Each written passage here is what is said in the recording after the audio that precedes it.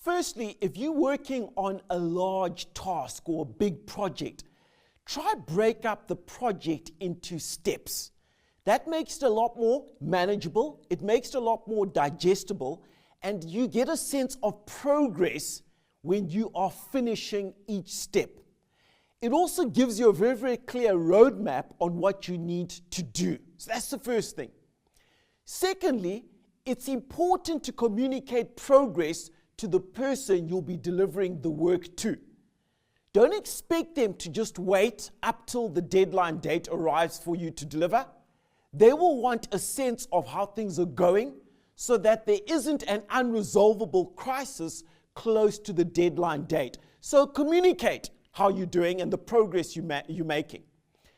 Thirdly, manage expectations.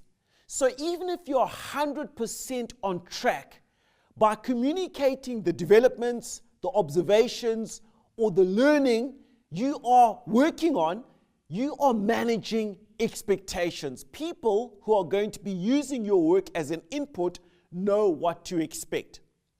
Also, make sure the quality of your work is up to standard, so you don't have to rework large parts of the project or the task in a short period of time because the quality of the original submission is poor.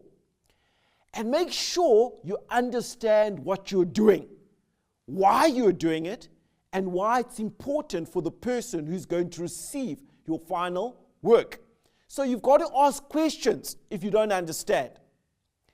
If you've planned badly or you've procrastinated, and if this means you have to stay up late or work over the weekend to meet the deadline, you've got to do it. It's just what needs to be done. And if you absolutely cannot make the deadline, contact your boss and try and negotiate a second deadline. It's much better to do this than to let the deadline go by without any communication. Whatever you do, make sure you meet the second deadline. 2 missed deadlines in a row is bad news for your reputation and for your career. And finally, learn from your mistakes. If you bust a deadline, take a few minutes to analyze what went wrong, how you can avoid this in the future, what your mistakes were, and what maybe the other contributing issues were. Learn from your mistakes. These tips should help you be able to meet your deadlines a bit better.